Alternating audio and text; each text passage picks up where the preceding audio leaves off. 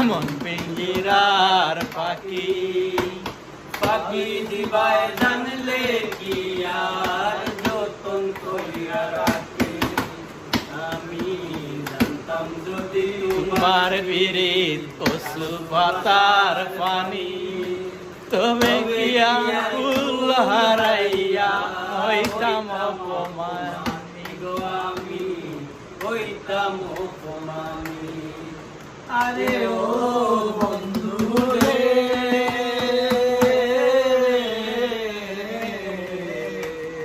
বনলতায় পীড়িত হইরা উঠে যাইয়া গাছে